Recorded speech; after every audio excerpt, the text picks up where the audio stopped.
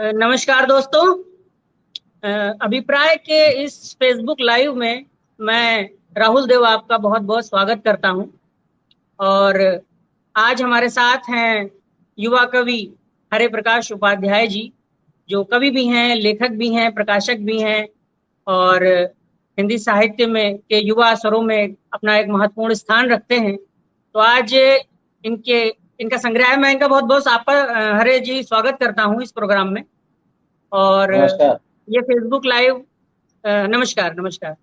और हम अपने सारे दर्शकों का भी बड़ा स्वागत करते हैं और हम चाहेंगे कि आप इस कार्यक्रम से जुड़ें, अपने सवालों को रख सकते हैं। हरे जी की रचनाशीलता से संबंधित आप सवाल पूछ सकते हैं किसी भी प्रकार का, वो भी हम लेंगे और साथ ही आपके नए संग्रह पर हम बातचीत करने का प्रयास करेंगे। तो संग्रह पर बातचीत करने से पहले मैं शुरुआत हरे जी की नए संग्रह की जो प्रतिनिधि कविता है नया रास्ता, ये आपका नया संग्रह है नया रास्ता।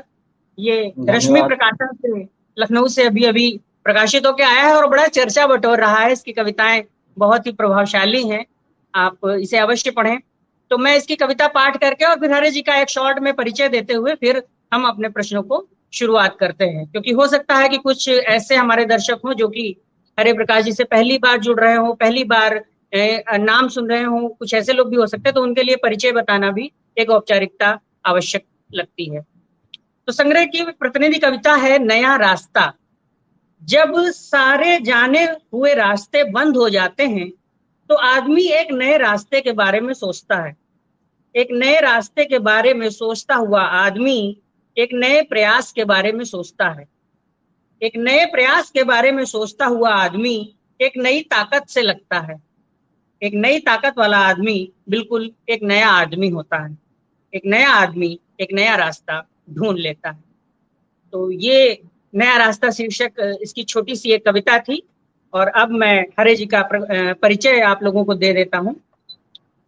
हरे प्रकाश उपाध्याय का जन्म जो है वो बिहार के आरा जनपद के एक गांव बैसाडीह में 5 फरवरी सन 1981 को हुआ। प्रारंभिक शिक्षा जनपद के ही गांवों में हुई और बाद में वाया आरा पटना इंटर व बीए समाजशास्त्र, और फिर दिल्ली में कुछ समय फ्रीलांसिंग की, छोटी मोटी नौकरियां की और कई पत्र पत्रिकाओं के संपादन सहयोग में रहे। लखनऊ में जनसंदेश टाइम्स में रहे, दिल्ली में कई पत्रिकाओं का संपादन किया और फिर पत्रकारिता करते हुए अंततः अपनी मंजिल यानी कि लखनऊ पे पहुंच गए। और कुछ समय नौकरी के बाद सन 2014 से आप फ्रीलांसिंग करते हुए वह मंतव्य साहित्यिक पत्रिका का संपादन व प्रकाशन कर रहे हैं। सन 2017 के अंत में रश्मि प्रकाशन नाम की प्रकाशन संस्था की शुरुआत आपने की। आपकी पुस्तकों के प्रकाशन के बारे में भी मैं बता दे रहा हूँ। सन 2009 में भारतीय ज्ञानपीठ से आपका पहला कविता संग्रह खिलाड़ी दोस्त तथा अन्य कविताएं शीर्षक से आया था और काफी चर्चित हुआ था ये कविता संग्रह। और फिर वहीं से सन 2014 में आपका पहला उपन्यास बखेड़ापुर प्रकाशित हुआ था और यह उपन्यास भी जो हिंदी व्यंग्य उपन्यासों की एक परंपरा से जुड़ता हुआ बड़ा अच्छा उपन्यास साबित हुआ था। सम्मान और पुरस्कारों की अगर मैं बात करूं तो कविता के लिए आपको अंकुर मिश्र स्मृति पुरस्कार, हेमंत स्मृति सम्मान, कविता कथा के लिए युवा शिखर सम्मान, साहित्यिक पत्रकारिता के लिए स्पंदन सम्मान और उपन्यास के लिए ज्ञानपीठ का युवा लेखन नवलेखन जो पुरस्कार है वो मिल चुका है। तो इस तरह से हरे जी अपनी रचनाशीलता के साथ हमारे बीच मौजूद हैं और हम इनका बहुत बहुत स्वागत करते हैं। आप दर्शकों को भी आमंत्रित करते हैं कि आए और हमसे जुड़ें। तो आशाराम जगारत जी हमारे साथ जुड़ चुके हैं और आपका स्वागत है आशाराम जी, जगारत जी। हरे जी, आपकी रचनाशीलता के बारे में मैं सबसे पहले तो यही पूछना चाहूंगा, क्योंकि एक लाजिम सा क्वेश्चन होता है कि आपका साहित्य से, कविता से पहले पहल जुड़ाव कब हुआ?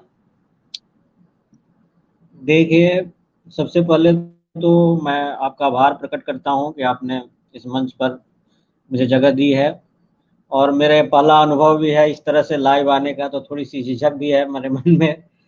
और मैं जो लोग जुड़ रहे हैं उनके प्रति भी आभार व्यक्त करता हूं।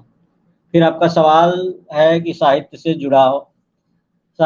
जुड़ाव का जहाँ तक सवाल है तो बचपन से ही हाई स्कूल में जब मैं पढ़ता था तभी से जी। मेरी दिलचस्पी साहित्य के प्रति रही। कविता कहानी पढ़ना अच्छा लगता था।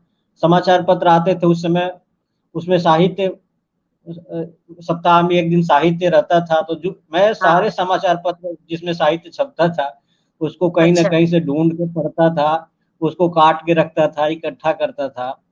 और एक जी।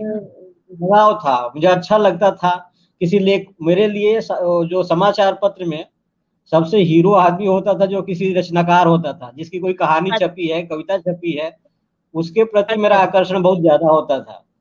बल्कि फ्रंट अच्छा। पेज पर कितना भी बड़ा लीड छपा हो, किसी कितनी बड़ी फोटो छपी हो, उसमें मेरी कोई दिलचस्पी नहीं रहती थी। अच्छा। जो अच्छा। समाचार छपा है जो उसमें मेरी उतनी दिलचस्पी नहीं, बल्कि कविता और कहानी जो छपी है, जी। और उस कविता और कहानी से मैं अपने समय को, मैं अपने अनुभवों को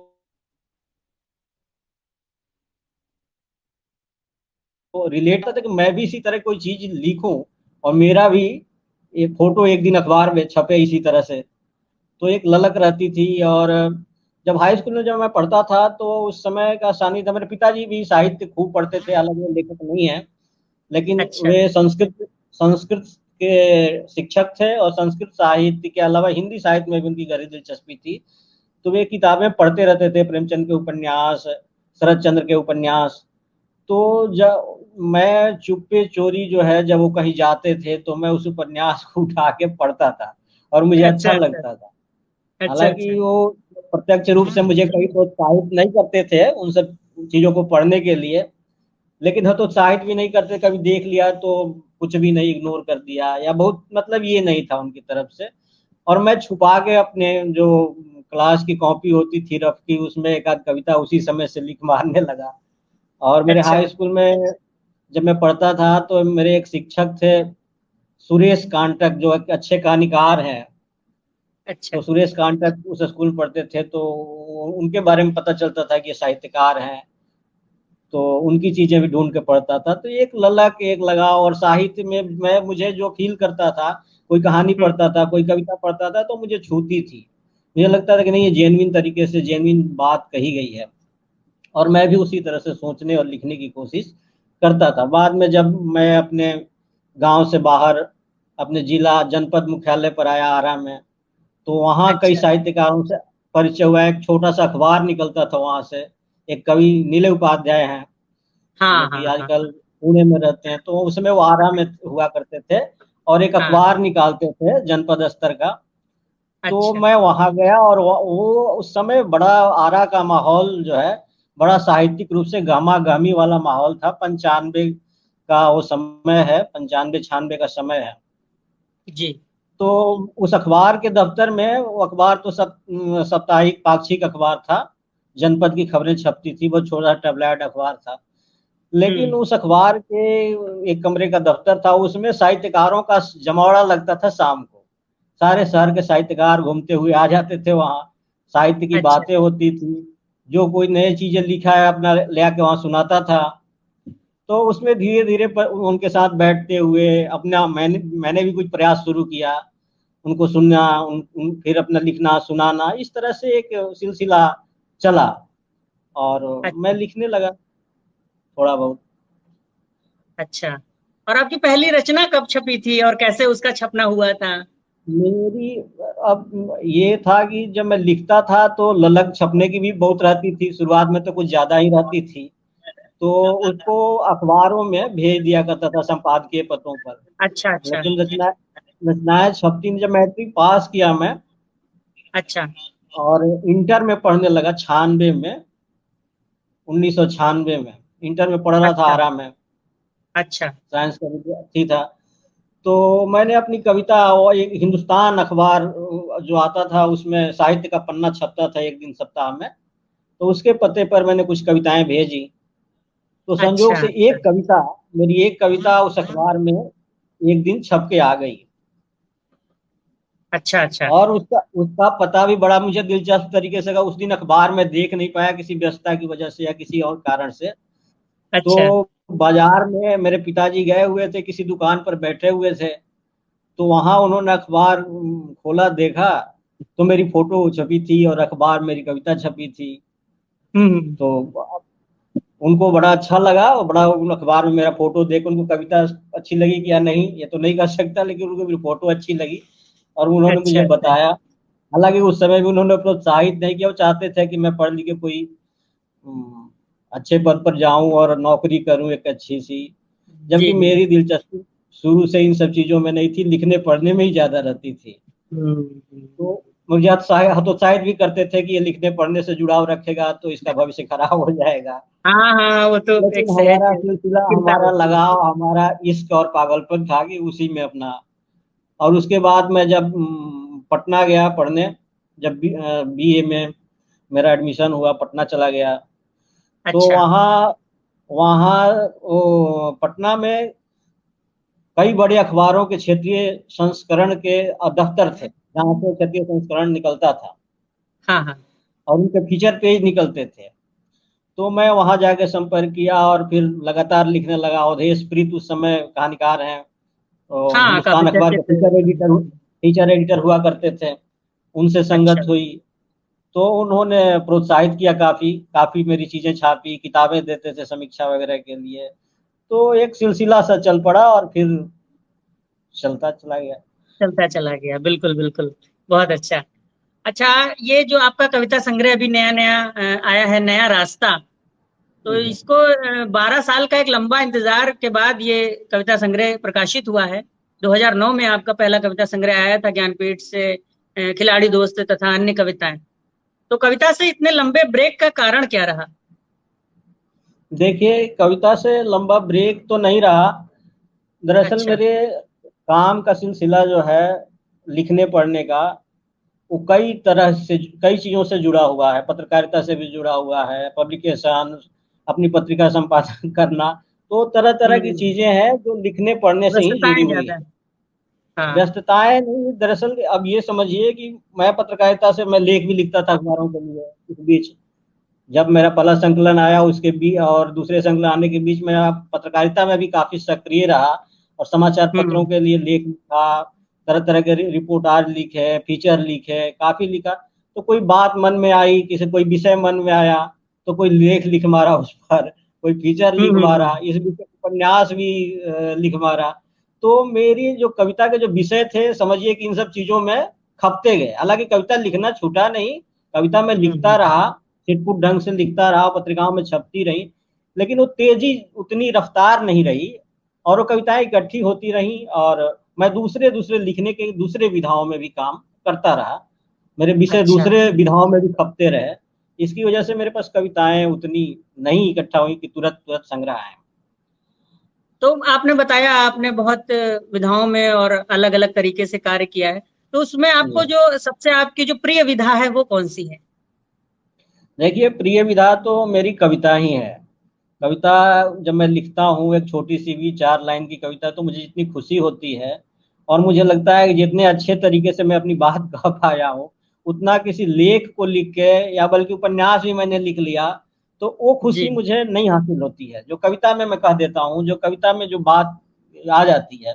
जो कविता में जी। होता क्या है कि बहुत कम शब्दों में, और कविता ऐसी एक विधा है जिसको आप सायास लिखना चाहेंगे तो बात बनती नहीं है।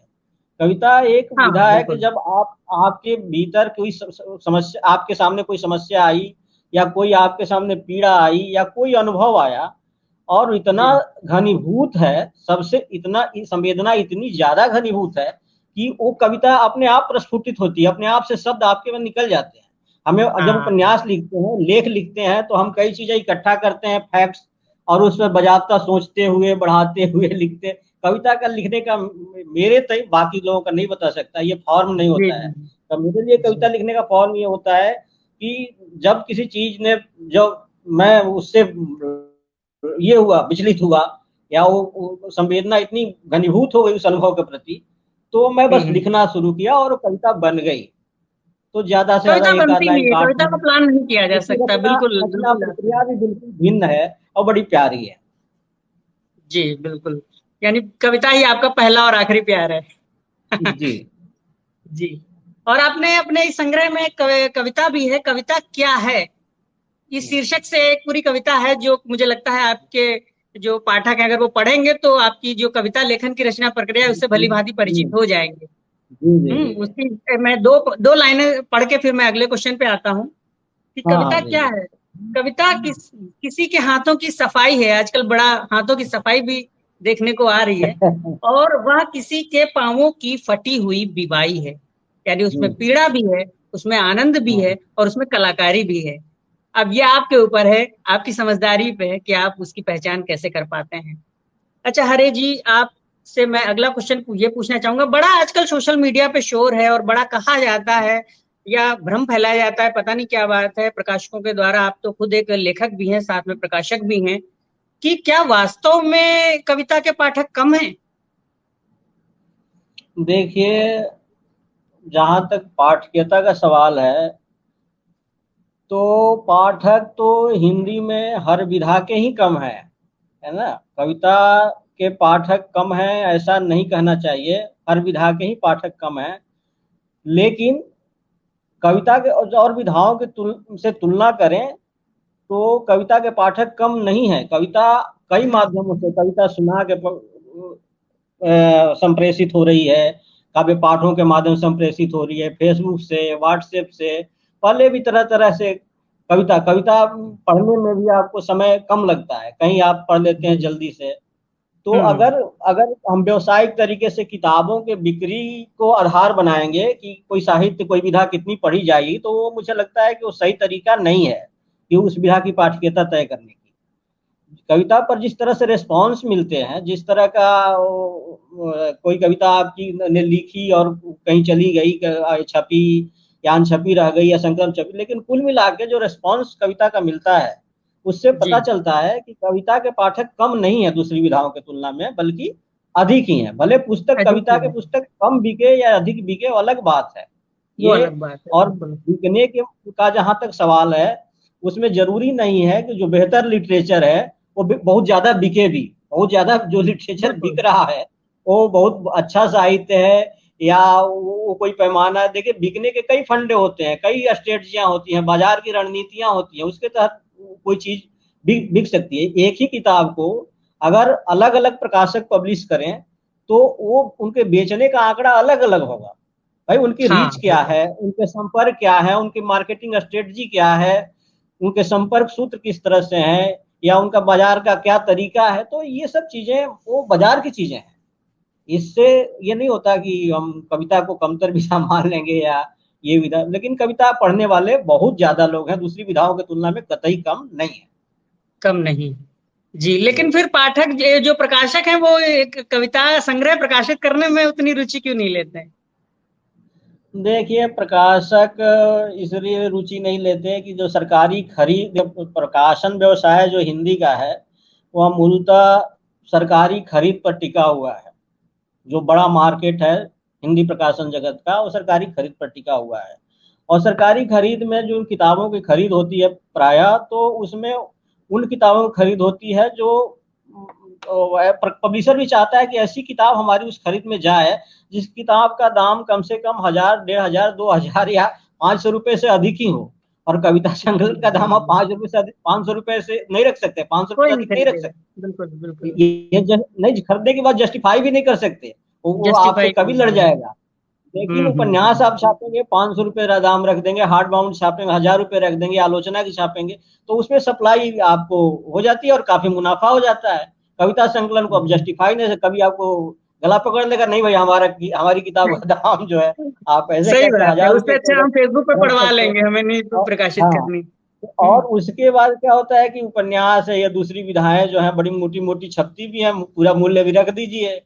और उसमें ये प्रकाशकों की दिलचस्पी का कविता में दिलचस्पी नहीं है, इसलिए ये कारण कतई नहीं है कि कविता संकलन के पाठक नहीं है, बल्कि उसके यह है कि उनकी सप्लाई जो है, जहां वो सप्लाई देते हैं किताबों की, वहां जो हम्म। है सरकारी तंत्र में उतना मुनाफा कविता संकलनों से कमा नहीं सकते। मैं बतौर एक प्रकाशक के, और एक मैं मेरा काफी दौर इसमें, मैं बड़े पब्लिशरों के साथ भी मैंने काम किया हुआ है, और हम्म। समाचार पत्रों के साथ भी काम किया, मैं पूरे तंत्र को मुझे पता है ना। एक लेखक के तौर पर भी मैंने काम किया है। तो इसका अलग, उसका अलग समीकरण है। जी। जी, सही कहा आपने। अच्छा, मैं इस प्रकाश की चर्चा से थोड़ा सा अलग आके वापस से कविता पे लौटता हूँ। और ये जानना चाहूंगा कि जब आप कविता लिखते हैं तो आपके परिवार में उसका पहला पाठक कौन होता है और उनकी प्रतिक्रिया क्या होती है?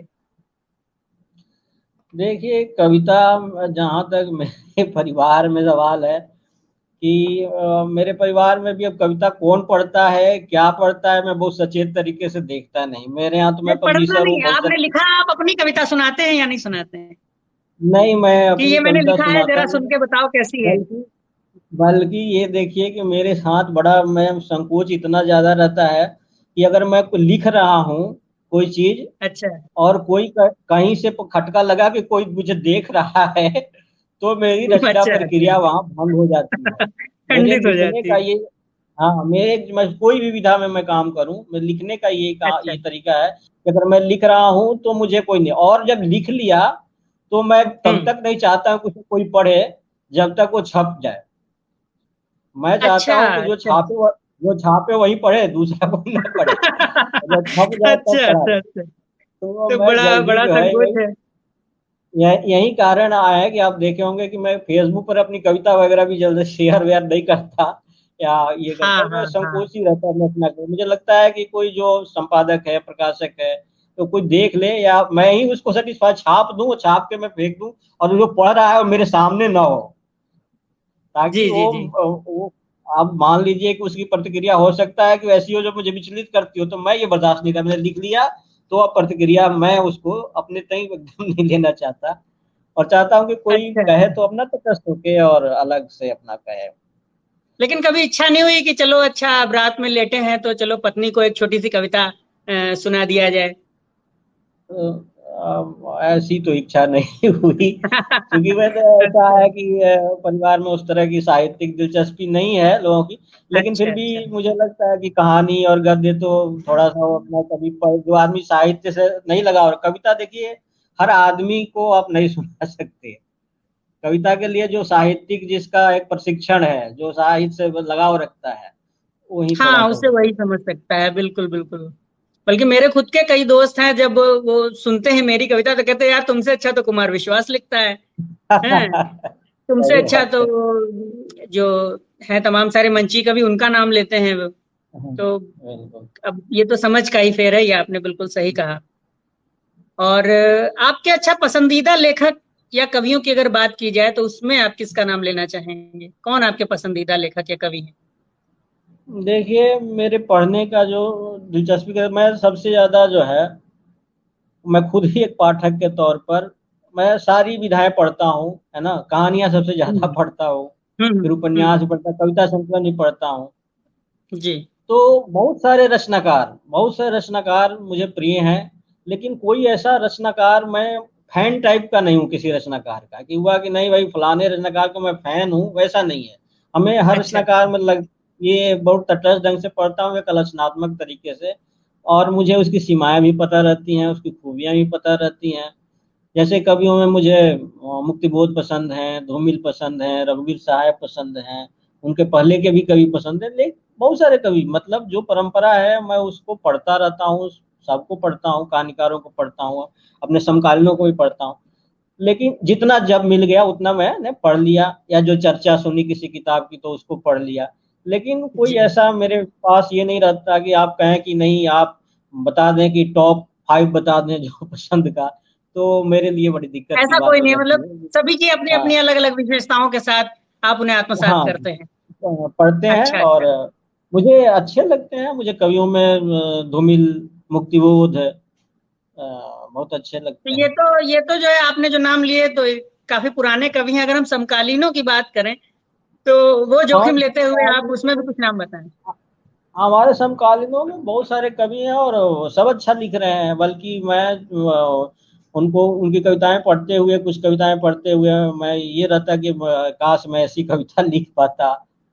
तो बहुत सारे कवि हैं, और दो चार का उसमें नाम लेना ठीक नहीं रहेगा, क्योंकि नाम लेने से हो सकता है कि कुछ जो छूट जाएंगे वो कहेंगे कि देखो ये। राजनीति कर रहा है। जी। तो इस नाम की और बात नहीं, लेकिन मैं ये कहूँगा मेरे समकालीन जो मेरी पीढ़ी है, या मेरे बाद की भी पीढ़ी आ गई है कविता में, तो हम्म। काफी अच्छा काम कविता में हो रहा है। ऐसा नहीं कि कविता विधा में कहीं ठहराव मुझे दिखाई नहीं पड़ता है। और बहुत सारे वरिष्ठ लेखक और कवि ये आरोप लगाते हैं कि कविता विधा में ठहराव आ गया है, एक रसता आ गई है, लेकिन मुझे दिखाई नहीं पड़ता, क्योंकि मैं अपने समकालीन कवियों में भी देखता हूँ जो मेरे समकालीन है, मेरे पीढ़ी के जो कवि हैं, जी उनमें एक वेराइटी है, अलग अलग तरीके से सब लिख रहे हैं। कौन कहता है एक तरह से लिख रहे हैं, सब अपने अपने तरीके से लिख रहे हैं, और सबका अपना अनुभव है, अपने कहने का तरीका है, अपनी स्थानिकता से उपजा हुआ है, अपने उनके ये से उपजा हुआ है, तो सब हाँ, अच्छा ये आपने बिल्कुल सही कहा। सबकी अपनी अपनी विशिष्टियां हैं और विशिष्टियाँ सभी का परिवेश एक जैसा नहीं हो सकता, तो इसलिए नहीं होता है। अभिव्यक्तियों में भी परिवर्तन स्वाभाविक है। हाँ, अच्छा अच्छा, बिल्कुल जाहिर हो, स्वाभाविक है। जी। और जो समकालीन कविता है, इसकी आलोचना को लेकर क्या आप संतुष्ट हैं? देखिए, जो अभी तो यही बड़े आपने अच्छा सवाल पूछा, कविता की ये जो आलोचना जो है, मुझे तो नहीं दिखाई पड़ता कि आज कविता की आलोचना कहीं है। और हमें आप कहेंगे कि आज आज के समय में आज की जी। जो कविता लिखी जा रही है उसका कोई आलोचक बताइए दो चार, तो मैं नहीं, कवि तो 50 बता दूंगा, है ना, लेकिन आलोचक आपको नहीं मिलेंगे। आलोचक गिने चुने एक दो वरिष्ठ पीढ़ी के हैं, और अब पुरानी पीढ़ी के लोग के लिए, अब भाई जो अब पुरानी पीढ़ी में बचे विश्वनाथ त्रिपाठी और मैनेजर पांडे, तो वो मुझे नहीं लगता है कि वो हमारी पीढ़ी के, हमारी के नए पीढ़ी के जो नए अभी मतलब 50 कवि आ गए हैं उनको पढ़ते होंगे और देखते होंगे, भाई वो उनकी उम्र की भी सीमा है, और अपने जी दौर में जी उन्होंने बिल्कुल। अपने समकालीनों को खूब पढ़ा और लिखा है। लेकिन लिखा भी हर है। पीढ़ी, हर रचना पीढ़ी के साथ जो एक आलोचक हुआ करता है, तो मुझे लगता है कि आलोचना विधा का जो है हिंदी साहित्य में बहुत बड़ा पीछे पराभव है। हुआ है।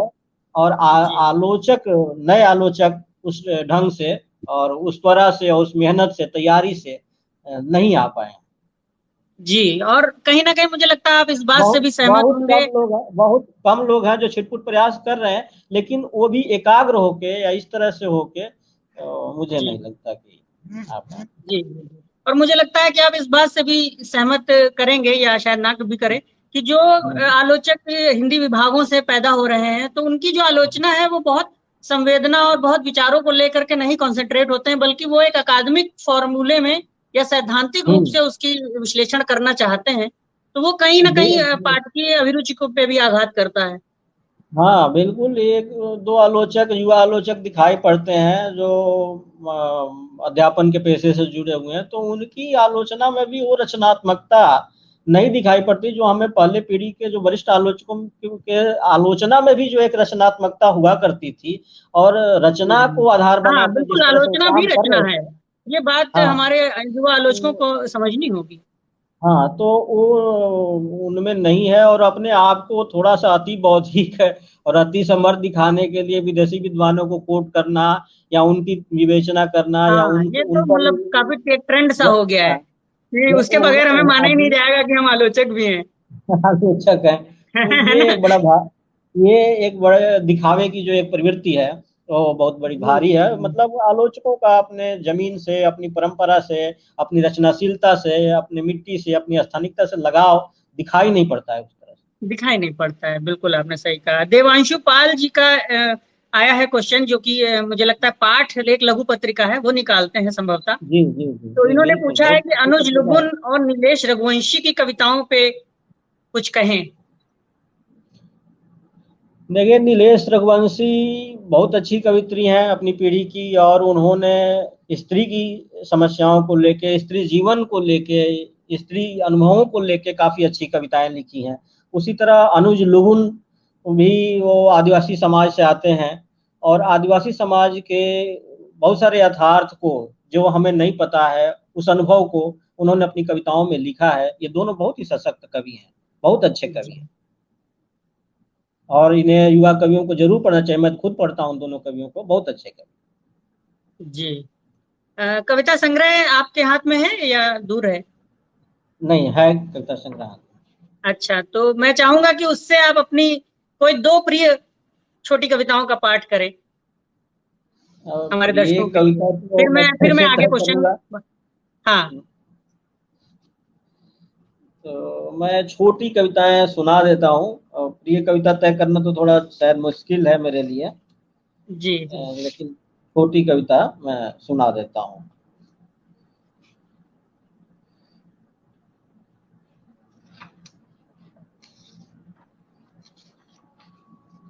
एक कविता सबसे छोटी, बहुत छोटी कविता है, हम्म। फेसबुक। फेसबुक, तो हाँ वो मेरी बड़ी फेसबुक प्रिय कविता है। हाँ हाँ। तो इसमें है, दोस्त दोस्त 4987 थे, पर अकेलापन भी कम न था, वहीं खड़ा था साथ में। दोस्त 4987 थे, पर अकेलापन भी कम न था, वहीं खड़ा था साथ में। दोस्त दूर थे, दोस्त दूर थे, शायद बहुत दूर थे, ऐसा कि रोने हंसने पर अकेलापन ही पूछता था क्या हुआ। दोस्त दूर से हेलो हाय करते थे, बस स्माइली भेजते थे। बहुत बहुत बहुत छूती है और कविता, एक और छोटी सी सोशल मीडिया कविता की विडंबना परेशान करती। और जी। एक 4 लाइन की कविता मैं और सुना दूं। हाँ। चाहना। चाहना। कविता जी। कविता क्या चाहती है, चाहना शीर्षक है।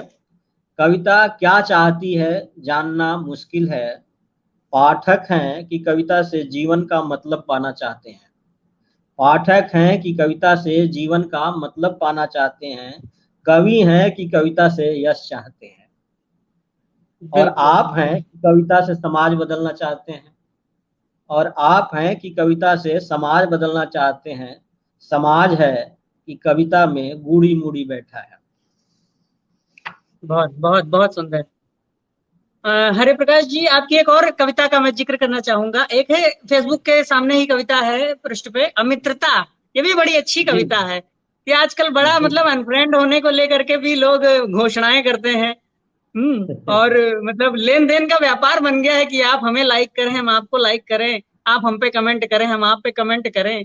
तो इसको लेकर के ये जो मतलब समकालीन संवेदना को आपने बहुत बहुत अच्छे से समेटा है। इसमें अंतिम कुछ पंक्तियां हैं, मैं पढ़ता हूँ जरूर। मैं आज कुछ मित्रों को अमित्र बनाया, यह काम पूरी मेहनत व समझदारी से किया, जरूरी काम की तरह। जिंदगी में जरूरी है मित्रताएं, तो अमित्रता भी गैर जरूरी नहीं। अमित्र उन संभावनाओं की तरह हैं जिन्हें अभी पकना है, जिनका मित्र मुझे फिर से बनना है। ये बड़ी मतलब अमित्रता के पीछे कोई दुश्मनी नहीं है, बल्कि एक संभावना है कि शायद समय आए बिल्कुल। तो हम आपके मित्र बन जाएं। हम है ना? इसकी संभावनाएं बल्कि छोड़नी भी चाहिए। लेखन की दुनिया में मुझे हम लगता है कोई भी दोस्ती यारी दुश्मनी बहुत स्थायी नहीं होती, क्योंकि अंततः स्थायी हम लोग नहीं होते। कलम कलम के सिपाही हैं, कोई बिल्कुल। तलवार भांजना हमारा काम नहीं है। लेखन की दुनिया में ही क्यों, पूरे समाज में, पूरे हमारे हाँ, पूरे असली समाज जीवन में में ही भी बिल्कुल। जो अमित्र है वो शत्रु नहीं है। अमित्र होने का मतलब है शत्रु नहीं है, जो हमसे नहीं जुड़ा है वो शत्रु नहीं है। वो कल को हमारा बेहतर मित्र साबित हो सकता है बेहतर और मित्र बन साबित हो सकता सकता है। बिल्कुल बिल्कुल। और इसके अलावा भी इस संग्रह में जो है वो समकालीन समस्याओं को, सामाजिक राजनीतिक टिप्पणियों को लेकर के बड़ी अच्छी अच्छी कविताएं हैं। और मैं एक है। आपकी लंबी कविता जो लग रही है सीरीज है, खंडहर सीरीज। तो जी ये इस पे मुझे लगता है कि कहीं ना कहीं आप मुक्तिबोध से काफी प्रभावित रहे हैं, और बड़े अच्छे बिंबों को लेकर के बड़े अच्छे तरीके से उसको जो है आपने खंडहर के रूप में रूपक को लेकर के दर्शाया है। इसकी काव्य संवेदना और इसकी रचना प्रक्रिया के बारे में बताएं कि ये कैसे कविता संभव हुई। देखिए, जो खंडहर कविता है आप पढ़ेंगे तो उसमें देखेंगे कि हमारा जो इधर का जो दौर है, इधर वैश्वीकरण के बाद, बाजारवाद के आने के बाद, और हमारे देश की राजनीति में और हमारे देश के समाज में काफी उथल पुथल मचा हुआ है। काफी चीजें जी। टूट रही हैं, बदल रही हैं। तो मुझे लगा कि जो चीजें, बहुत सारी चीजें छूटती जा रही हैं, बहुत सारी चीजें पुरानी पड़ती जा रही हैं, जिन चीजों पर बदलाव का कार्यभार था वो चीजें अप्रासंगिक होती जा रही हैं। एक नई तरह की चीजें बन रही हैं, और बल्कि ये सच कहें तो नई तरह की चीजें बनती हुई दिख नहीं रही हैं, बल्कि टूटती हुई चीजें ज्यादा दिख रही हैं। इसीलिए मैंने इस सीरीज को खंडहर नाम दिया है। और मैंने अपने इस दौर को, जो हम्म 2000 के बाद का हमारा दौर है, बल्कि 90 के बाद से ही कहिए, 90 के बाद का जो दौर है और जो आज तक का जो दौर है, इसमें चीजें हम्म। बड़े पैमाने पर टूट रही हैं, बिखर रही हैं और नष्ट हो रही हैं। संभावनाएं कहीं दिख नहीं रही हैं। तो ये मेरे मन में इन सब चीजों को सोचते हुए एक निराशा पैदा होती थी, एक आक्रोश पैदा होता था, एक कई तरह की चीजें आके गड्ढमड हो रही थी। तो उन जी सब चीजों को मैंने अपने तरीके से उसमें दर्ज करने की कोशिश की है। अब मैं उसमें कितना सफल हो पाया हूँ समय को, क्योंकि यह समय मेरा ही तो नहीं है, हमारे दौर जी के सब लोगों का समय है। तो उसको देख के वो जज करेंगे कि वो कैसा है। जी जी जी जी। इस बीच हमारे साथ जय हिंद सिंह जी जुड़ चुके हैं, प्राची जी जुड़ चुकी हैं, जया जी जुड़ चुकी हैं, रॉबिन सिंह जी, चेतना भाटी जी, आप सभी का बहुत बहुत स्वागत है। आप अपने प्रश्न भी पूछ धन्यवाद, सकते हैं। सबका स्वागत। डॉक्टर अजय सिंह राठौर जी, नमस्कार आपको भी। अ, चलिए हरे जी, हम इस चर्चा को थोड़ा और आगे बढ़ाते हैं। और जी। आपसे मैं ये जानना चाहूंगा कि आपकी जो कविताएं हैं, पहला कविता संग्रह को ले लें, खिलाड़ी दोस्त एवं अन्य कविताएं, और इस संग्रह को पढ़ते हुए भी मुझे कहीं ना कहीं लगा कि आपकी कविताओं में दोस्ती बड़ी आती है, दोस्त यारों का बड़ा जिक्र होता है, कई तमाम तरीके से दोस्त उसमें आते हैं, अपनी अच्छाइयों के साथ, अपनी बुराइयों के साथ। तो ऐसा क्यों है? इस रिश्ते को लेकर आपके क्या अनुभव रहे हैं? देखिए, मैं शुरू से ही जो है ये महसूस करता रहा हूँ कि दोस्ती एक ऐसा रिलेशन है जिसकी तुलना किसी रिलेशन से नहीं हो सकती। जब हम कोई बात किसी से शेयर नहीं कर सकते, तो हम अपने एक ऐसे दोस्त को खोजते हैं और उसको अपनी बात बताते हैं। बिल्कुल दोस्त से हम बिल्कुल। सब कुछ कर सकते हैं। बहुत सारे लिमिटेशंस होते हैं अपने परिवार में, हम सारी बात अपने बच्चे से नहीं कर सकते। कुछ बात ऐसी होती है जो लिमिटेशन अपनी पत्नी से भी नहीं कर सकते, कुछ लिमिटेशन हो जो पिता माँ से नहीं कर सकते। लेकिन दोस्त से हम, अगर दोस्त सचमुच का दोस्त है तो उसके सामने कोई औपचारिकता नहीं बचती। और एक ऐसी दोस्ती की तलाश और मुझे हमेशा से रही है। मैंने दोस्तों पर यकीन किया है, और मुझे इस चक्कर में, इस भावुकता में, हालांकि ये हो सकता है कि मेरी भावुकता है, कभी कभी मुझे ये फील होता है, जिसको मैं कविता में लिखता भी हूँ, ये भावुकता है। अच्छा। और लेकिन फिर भी मेरी खोज दोस्तों की ही रहती है। और जहां मैं ठोकर खा जाता हूँ तो दोस्त को वहां खींचता भी हूँ कविता में हाँ कि हाँ उसका हाँ, बड़ा लताड़ था। देते हैं, बिल्कुल बिल्कुल। उसको और मैं ये हक भी है ये वास्तव में। करता हूँ। मैं अपने हाँ ठोकर हाँ खाए हुए को कई बार अनौपचारिकता में, अपनी भावुकता में मैं दोस्तों से खा भी हूँ। लड़ जाते हैं। हालांकि मैं अपने आप को भी बहुत परम पवित्र नहीं मानता, मैं भी हो सकता है ठोकर मारता हूँ। जो खराब दोस्तों हाँ का जिक्र मेरी कविताओं में आता है, हो सकता है कि उसके गुण मेरे भीतर भी हों। लेकिन एक बिल्कुल दोस्ती बिल्कुल। का अनुभव, एक दोस्ती का लगाव और दोस्ती की चाहत मेरे भीतर इतनी ज्यादा है कि मैं दोस्ती पर बार बार विचार करता हूँ। और बहुत सारी कविताएं मैं दोस्ती को लेके लिखता हूँ, दोस्तों को लेके लिखता हूँ। मेरे पहले संग्रह में भी कविता है, बल्कि मेरे पहले संग्रह का नाम ही है खिलाड़ी दोस्त। तो खिलाड़ी उसमें भी दोस्त। दोस्त को लेके लिखा है। उसमें भी एक ऐसे दोस्त का जिक्र है जो कि बहुत आत्मीय है, जिस पर भरोसा रहता है, लेकिन वो ठोकर भी मारता है। लेकिन वही दोस्त जो है आपको हताश भी नहीं, उस कविता में मैंने ये भी लिखा था कि हताश नहीं होने देता, वो आपको मैदान में खड़ा कर देता खड़ा है कर ना। देता है। लेकिन जब आपको सही। चोट लगती है तो अपना वो मूंगफली भी खाता रहता है मजे में, और आप त्राहिमाम करते रहते जी हैं। जी जी। एक कविता दोस्तों को लेके आपने बात छेड़ी, अगर आपकी हाँ इजाजत हो तो हाँ इसमें हाँ, संग्रह में जरूर सुना दो। जरूर जरूर। आत्मीयता, इस कविता जो दोस्तों को लेके ही है, इसका हम्म शीर्षक है आत्मीयता। हम्म। दिल्ली, भोपाल, लखनऊ, पटना, धनबाद से बुलाते हैं दोस्त। दिल्ली, भोपाल, लखनऊ, पटना, धनबाद से बुलाते हैं दोस्त, फोन पर हम्म बार बार। अरे यार आओ तो कभी एक बार, अरे यार आओ तो कभी एक बार, जमेगी महफिल रात भर, जमेगी महफिल रात भर, सुबह तान कर सोएंगे, शाम घूमेंगे शहर तुम्हारे साथ, शाम घूमेंगे शहर तुम्हारे साथ, सिगरेट के छल्ले बनाएंगे, आओ तो यार, आओ तो यार। बार बार का इसरार बार बार लुभाता है, बार बार का इसरार बार बार लुभाता है। दफ्तर, घर, पड़ोस, अपने शहर, अपने परिवार को झटक कर बड़े गुमान से सुनाता हूँ कि बुला रहा है दोस्त, बुला रहा है हाँ, दोस्त। टिकट हम्म। कटाता हूँ दोस्त के शहर में पहुंचकर, टिकट कटाता हूँ दोस्त के शहर में पहुंचकर, फोन मिलाता हूँ, दोस्त व्यस्त है, दोस्त व्यस्त है, जरूरी आ गया है काम। कहता है होटल में रुको या चाहो तो घर आ जाओ, खाओ पियो मौज मनाओ, मुझे तो निपटाने हैं काम अर्जेंट बहुत, मुझे तो निपटाने हैं काम अर्जेंट बहुत, अगली बार आओ तो धूम मचाते हैं, अगली बार आओ तो धूम तो मचाते धूम हैं, मचाते हैं। बहुत खूब। सारी कूर कसर निभाते हैं, लौट कर वापस फेसबुक पर लिखता हूँ शिकायत, कुछ दोस्त इसे लाइक कर देते हैं, कुछ स्माइली बना देते हैं, कुछ प्रतिक्रिया में कुछ देते हैं प्रतिक्रिया, हा हा हा हा। हाँ हाँ हाँ हाँ। बहुत बहुत खूब, बहुत खूब। और वास्तव में ये कविता पढ़ते हुए मुझे भी लगा कि कहीं ना कहीं ऐसे अनुभवों से मैं भी दिल्ली के कुछ मित्र हैं उनसे दो चार हुआ कि एयरपोर्ट पे उतरने के बाद उन्होंने फोन उठाना भी मुनासिब न समझा। तो ये बड़ी अपनी सी ये कविता लगी मुझे भी। बहुत खूब। अ, हरे प्रकाश जी, सोशल मीडिया पर आजकल देखने में आ रहा है कि कविता को लेकर बड़ी बातचीत हो रही है परिदृश्य में, जहां एक तरफ एक ग्रुप है लोकवादी स्वर को बुलंद करने वाला, वहीं दूसरी तरफ एक कलावादी स्वर भी मुखर है और लगातार विमर्श चल रहे हैं। तो आपको लगता है कि कविता की समकालीन स्थिति पर कोई उसका एक रूप बनता है, या अलग अलग रंगों से मिल करके ये कविता बनी है, इसको कोई एक स्वरूप में नहीं ढाला जा सकता? जैसे पहले चला आ रहा था कि ये है प्रगतिवादी कविता, ये है प्रयोगवादी कविता, लेकिन समकालीन कविता बड़ा एक लंबा समय है और इसे बड़ी मुश्किल आती है आलोचकों को भी कोई एक नाम देने में। तो इसको लेकर के आप क्या सोचते हैं? देखिए ऐसा है कि कोई भी रचना कोई सायास विमर्श खड़ा करके या सायास घेरेबंदी करके कोई रचनाकार नहीं लिख सकता। साहित्य में कहानी में कविता में कई मूवमेंट चले हैं और एक बनाया गया आउटलाइन बनाई गई कि भाई इस विषय पर लिखा जाएगा और उस विषय को एक आंदोलन का नाम दिया गया, लेकिन वो देखेंगे आप उन सब आंदोलनों को, कहानी के आंदोलन को देखें या कविता के जो आंदोलन को देखें आप, या जो उनका ये चला, तो आप देखेंगे वो बहुत लंबे समय तक नहीं चल पाए और कोई जी बहुत मतलब ऐसी उस आंदोलन से पैदा हुई कोई ऐसी विशिष्ट रचना उसमें उभर के नहीं आती है।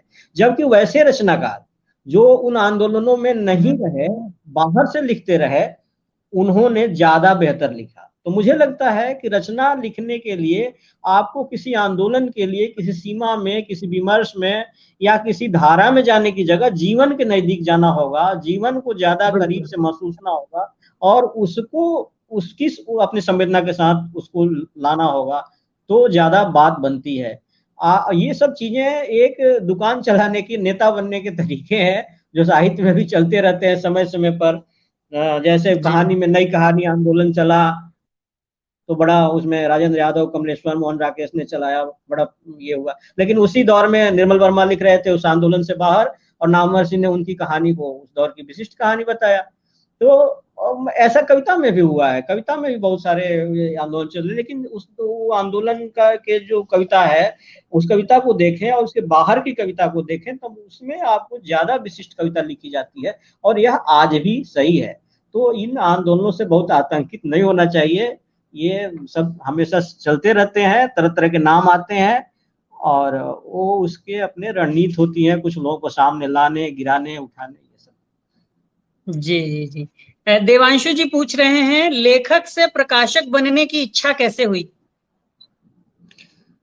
अब लेखक से प्रकाशक बनने की इच्छा के बारे में तो देखिए, मेरा एक पहले ये है कि पत्रकारिता में था, रोजी रोटी के लिए पत्रकारिता करता था और मेरा एक हम्म। स्वभाव ये रहा है अपने रचना में भी और अपने जीवन में भी कि जी। मैं किसी को बहुत ज्यादा बर्दाश्त नहीं कर पाता, किसी डिक्टेटरशिप को अपने ऊपर, चाहता नहीं कि मेरे ऊपर कोई आदमी हो जो मुझे कहीं वो मुझे घेरे और मुझे चलाए। वो एक है ना कि मैं अपने बाप की भी नहीं सुनता, इस टाइप का, बिगड़ैल अच्छा टाइप अच्छा। का। तो उस टाइप का मेरा भी स्वभाव रहा है, तो मैं किसी की सुनता नहीं हूँ। और जी जब आप जी। किसी की सुनेंगे नहीं तो जाहिर सी कोई नौकरी या किसी व्यवस्था में आप नहीं रह पाएंगे, आपको बाहर होना पड़ेगा। हाँ तो सब हाँ हाँ, मेरे साथ ही बिल्कुल। रहा है और ये मेरा स्वभाव का हिस्सा है। तो मुझे कुछ ना कुछ अपने लिए करना था, जीने के लिए अपने जीवन पत्र जो प्रकाशन है वो मैंने बहुत शौक से, बहुत लगाव से या बहुत पैशन के साथ शुरू किया हो, ऐसा नहीं है। बस वो मेरा एक काम है, जैसे सबका एक काम होता है। मेरा जी जी। लगाव तो मेरी रचनाशीलता के साथ है, मेरा पगल में है, चाहता हूँ कि मुझे समय मिले, मैं ये भी काम मेरा छूट जाए तो ज्यादा मैं सुकून महसूस, लेकिन जिंदगी के लिए आपको कुछ ना कुछ करना पड़ता है। तो उस हिसाब से मैंने एक प्रकाशन, चूंकि ये काम मुझे आता है, मुझे इससे जो टेक्निकल चीजें मालूम है, तो मैं ये इसको बिल्कुल। करने लगा।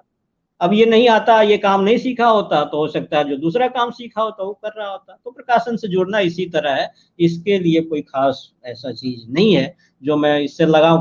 मैं पब्लिकेशन की दुनिया में कोई बदलाव लाने नहीं आया हूँ, और मैं कोई ऐसी चीज करने नहीं आया हूँ।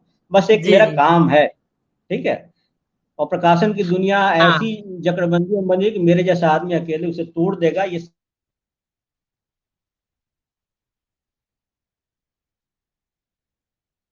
जी जी जी।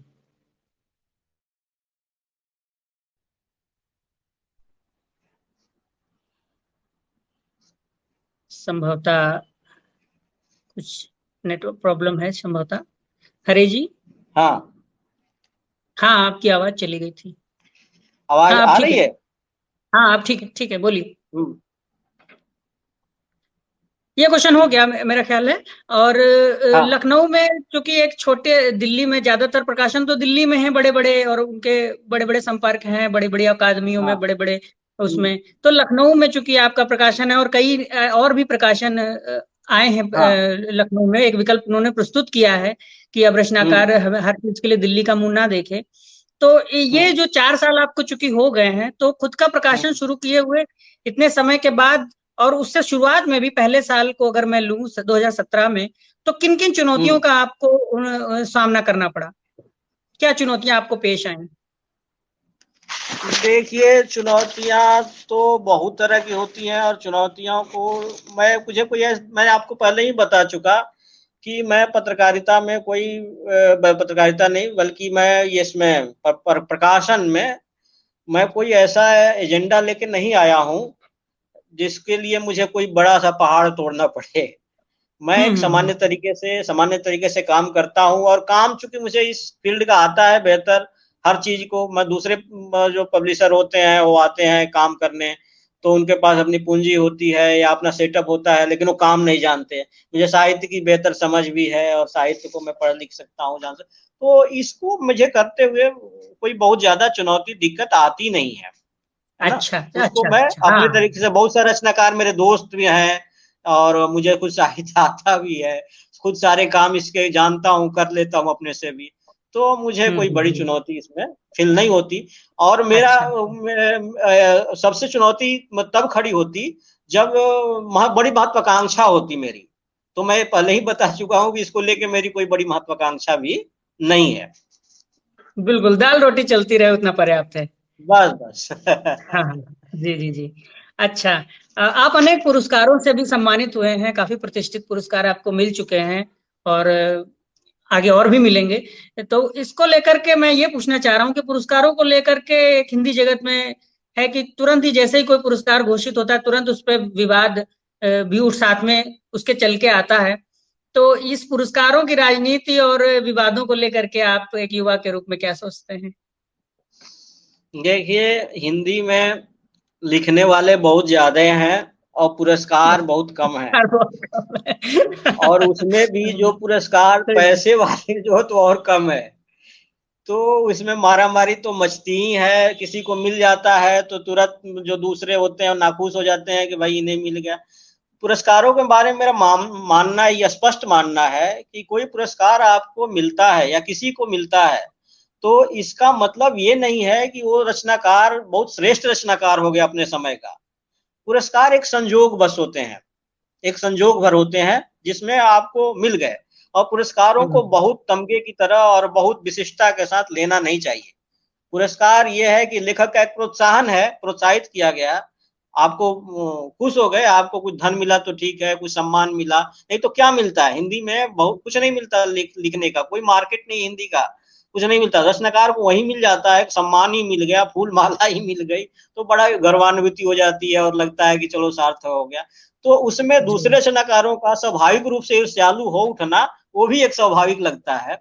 और मेरा यह स्पष्ट मानना है कि रचनाकार को पुरस्कार मिले तो उसको बहुत विशिष्ट न मान लीजिए, बल्कि उसकी कृति को आप उस सामान्य तरीके से जैसे दूसरे रचनाकारों को पढ़ते हैं, उसकी भी रचना को उसी बेरहमी के साथ पढ़िए। पुरस्कार एक संजोग भर होते हैं जो किसको कब मिल जाएगा, कहाँ मिल जाएगा, इसका कोई ये नहीं है। और ये नहीं मानना चाहिए। ईर्ष्या में रचनाकार बहुत भद्दे भद्दे आरोप लगा देते हैं, जिसको पुरस्कार मिलता है कि इसने सेटिंग की होगी। मुझे तमाम पुरस्कार ईमानदारी से आप ये करें, हमने पुरस्कारों के लिए कहीं कोई न कहीं अप्लाई किया, नहीं कुछ ये किया। मतलब जहां स्वाभाविक रूप से कोई मेरा जानने वाला हुआ, ये हुआ, कर दिया हो, जैसे किया हो, जहां मिल गया हो। और मुझे बाद में जब किसी ने फोन किया कि भाई आपको मिला है, तो मैंने कहा कि ठीक है, ये तो अच्छी बात है, मिला है तो जी इसमें जी ये किसी रचनाकार को पुरस्कार मिला है, इसलिए नहीं कोई वो बेईमान ही है, या वो विशिष्ट, न वो बेईमान है न विशिष्ट है। ये वो एक संजोग है, उसको मिला और उसको इसी और रूप में जी जी जी। लेना है। और मुझे ये भी लगता है, जैसे जो बड़े अमाउंट वाले पुरस्कार है, जैसे उत्तर प्रदेश का हिंदी संस्थान है, लेकिन चूंकि यहाँ पर एक दक्षिणपंथी सरकार है, तो लोग मतलब हाँ, तो मन उस में इच्छा विचारधारा होते के हुए भी लोगों को मन में इच्छा अपने आप होते वो हुए भी चुन कहीं के ना कहीं देंगे। जो है डर है उन्हें कि कहीं उन्हें चुन के बेदखल ना देंगे। कर दिया जाए। अब देखिए होता क्या है कि मान लीजिए कि जब मैंने एक कविता संकलन लिखा, ये नया रास्ता मेरा कविता संकलन है। तो हम्म। अगर इस कविता संकलन को लेके मैं जाऊं हिंदी संस्थान से पुरस्कार मांगने, तो इससे ज्यादा बेवकूफी भरी बात क्या होगी, जब मैं उस सरकार के, उस सिस्टम के, उन लोगों के खिलाफ। खिलाफ में ही इसमें सारी कविताएं लिखा हूं और मैं उसे पुरस्कार मांगने जाऊं। तो अव्वल तो एक स्वाभिमानी रचनाकार को कहीं मांगने नहीं जाना चाहिए। मिल गया हम्म। और अब उसे जरूरत है और मिल गया, या उसकी विचारधारा को सूट करता है, तो पुरस्कार ले लीजिए। लेकिन पुरस्कार को बहुत माथे पर चढ़ाने के लिए, तमगे की तरह टांगने के लिए, या बहुत उसको ये करने के लिए उसका कोई तुक नहीं है। वो एक है कि भाई चलो लेकिन एक दिन एक कमीज पहन ली नई और रौब गालिब कर, लेकिन वो कमीज का एक दिन ही महत्व है। कमीज हर आदमी पहने हुए है, ऐसा नहीं है। लेकिन पिछले कई सालों से देखने में आ रहा है कि जो मतलब वामपंथी या विचारधारा वाले लेखक वहां जाके पुरस्कार ले भी लेते हैं, तो वो बाद में फेसबुक पे और तमाम जगह पे जस्टिफाई करते हैं कि जो पुरस्कार का अमाउंट है वो जनता के टैक्स के पैसों का है, उसे हम क्यों न लें। तो मैंने वही बताया कि भाई जिसको जरूरत है तो अपना ले लीजिए। भाई लेखक को क्या लेकिन हाँ, मिलता है, मैंने आर्थिक पहले ही कहा, आर्थिक अगर रूप से भी पैसे मिल जरूरतें हो गए। सकती हैं, बिल्कुल कभी कभी हाँ, लेकिन ऐसा भी हो लेकिन सकता आप है। उसको बहुत जस्टिफाई ना करिए। और बहुत पुरस्कार को लेके क्रांति, कुछ लोग क्या करते हैं, किसी मुद्दे को लेकर पुरस्कार लौटाने लगे, ये पुरस्कार, ये सब चीजें कोई असर नहीं पड़ती। देखिए, एक लिखना ही, लोग कहते हैं कुछ नहीं, लिखने का ही असर पड़ेगा। क्यों नहीं असर पड़ता है लिखने का? लिखने पर तो मुकदमे और हत्याएं हो रही हैं। तो लिखना ही बिल्कुल। एक अचूक हथियार है। समय समय पर कभी देखते हैं किसी मुद्दे को लेकर लेखक हस्ताक्षर अभियान चलाने लगते हैं। अरे आपकी क्या औकात है, आपकी कौन बात सुनेगा, ये सस्ता बेवकूफी कर रहे हैं। आप अगर आप में दम है तो उस मुद्दे को लेके आप धारदार तरीके से लिखिए। वो लिखिए, जरा बिल्कुल आप ये बिल्कुल। हस्ताक्षर अभियान और ये सब चीजें मुझे फर्जी, दिखावे की और झूठी लगती हैं। इस चीजों में मेरा भरोसा नहीं है। जी जी जी। डॉक्टर अजय सिंह राठौर जी नमस्कार। सीमा गर्ग जी नमस्कार। मोहनलाल मौर्य भाई स्वागत है आपका। अब हम धीरे धीरे इस प्रोग्राम के समापन की तरफ बढ़ रहे हैं। आखिर के दो तीन क्वेश्चन लेकर के फिर हम इसे वाइंड अप करते हैं। हरे भाई, आपने पुरस्कारों को लेकर बड़ी अच्छी बात कही और लेखक संगठनों के ढकोसलों पे भी कटाक्ष किया। लेकिन मैं ये जानना चाह रहा हूँ कि जैसे हिंदी में चुनिंदा लेखक संघ है, जलेस, प्रलेस, अब तो अलेस और वलेस, तमाम विधाओं के सब अपने अपने अलग लेखक संगठनों की घोषणाएं हो रही हैं, तो उनकी वर्तमान में प्रासंगिकता को लेकर के आपका क्या सोचना है? क्या कोई प्रासंगिकता है देखिए, उनकी? लेखक संगठन का जहां तक सवाल है, लेखक संगठन से किसी रचनाशीलता को कोई फर्क नहीं पड़ता। लेखक संगठन होते हैं जो रचनाकारों को एक जगह लाते हैं, रचना को प्रमोट करने के लिए, रचना को सामने लाने के लिए, रचना को पहुंचाने के लिए। ये रचना संगठनों की ये दायित्व होते हैं, जो कि मुझे नहीं लगता कि कोई रचना संगठन इस तरह के काम, बहुत सारे जो पहले ये जो आपने संगठनों के नाम गिनाए, इनकी भूमिका रही है। इन्होंने बहुत काम किया, पत्रिकाएं निकाली, जगह जगह गोष्ठियां किया, साहित्य को, जो जेन्युइन साहित्य है, जो अच्छा साहित्य है, जो जनता से जुड़ा हुआ साहित्य है, जो आम आदमी से जुड़ा, उसको पहुंचाने में इनकी भूमिका रही है। लेकिन आज मुझे नहीं लगता कि इनकी कोई भूमिका अब रह गई है। और ये अगर कोई भूमिका है तो उसका निर्वाह कर रहे हैं। रचना का, इन संगठनों का दायित्व तो ये बनता है कि जो बेहतर रचनाशीलता है, जो भाई विचारधारा के आधार पर ये संगठन बने हैं, तो अपने विचारधारा के रचना का जो बेहतर रचनाशीलता उसको ही इनसे उसको नया काम मिल रहा लेखक है। कहाँ जुड़ रहा है। यहाँ भी एक तरह की मठधी, इनको पूछ कोई नहीं रहा है। और ये इतने बड़े नेता बने हुए हैं कि जैसे कि इनको ये है, कोई नया रचनाकार आपसे जुड़ रहा है, न किसी नई रचनाकार कृति पर आप कोई बातचीत करते हैं, न कोई रचनाकार को आप जोड़ते हैं, न आपका क्या रोल क्या है, क्यों है आप। तो ये सब दिखावे के एक रह गए हैं और इनकी प्रासंगिकता समाप्त हो गई है। हाँ, प्रासंगिकता। और मुझे ये भी लगता है कि इन संस्थाओं के भीतर खुद ही लोकतंत्र नहीं है। कभी कभी लगता है कि नहीं आज है, संगठन बिल्कुल, बना और बहुत कल ही बहुत जो अच्छी है बात आपने कही। वो बहुत अच्छी विरोध के बात सुर कही, उठने लगते लोकतंत्र के हैं। भीतर ही नहीं है। यही कारण है कि जो नया रचनाकार आ रहा है, अभी देखिए जो 10-20 सालों में जो रचनाकार उभरे हैं तमाम विधाओं में, जो अच्छे रचना, वो किसी संगठन से नहीं जुड़े हुए हैं। तमाम की कोई भी अच्छा लेखक जो इधर 20 सालों में आया है, मुझे बहुत कम लेखक ऐसे दिखाई पड़ते हैं जो किसी लेखक संगठन से जुड़ा हो। क्यों नहीं जुड़ा है? इसलिए कि उसका कुछ उसमें है ही नहीं भागीदारी। वो क्यों आपको नेता बनाने जाएगा? फालतू में ऐसे लोग बैठे हैं जिनको कुछ लिखने पढ़ने से मतलब नहीं लेखक संगठनों में। जी जी जी, बिल्कुल बिल्कुल, आपने सही कहा। और दावा ऐसा करेंगे कि हम लेखक बनाते हैं। हाँ, बिल्कुल सही बात। मैं चूंकि खुद ही तमाम जगह रहा हूं तो उनके अनुभव रहे हैं। खैर, चलिए अब हरे भाई अंतिम क्वेश्चन ले लेते हैं, फिर इसे खत्म करते हैं। अब मैं आप हमारे दर्शकों को ये जरूर बताइए कि आपकी भविष्य की रचनात्मक योजनाएं क्या हैं।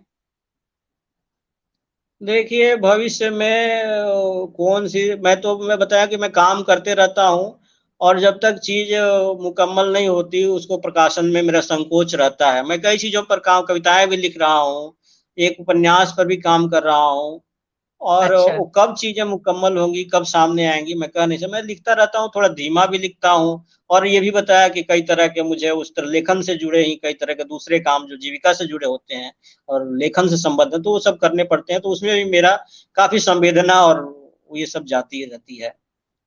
ऊर्जा वेस्ट हो जाती है। हाँ, ऊर्जा जाती है, लेकिन मेरे लेकिन आप सब्जेक्ट उसमें नष्ट हो मतलब एक जाते हैं। नियमित रूप से या कोई प्लानिंग करके नहीं लिखते हैं। नहीं, मैं उस तरह से प्लानिंग करके नहीं लिखता, काम करता, बहुत धीमा काम करता हूँ। और मुझे ये नहीं रहता कि मुझे 1 साल में ये किताब पूरी कर देनी है, या मुझे 6 में। मैं ये सोचता हूँ जब पूरी हो जाएगी तब पूरी हो जाएगी।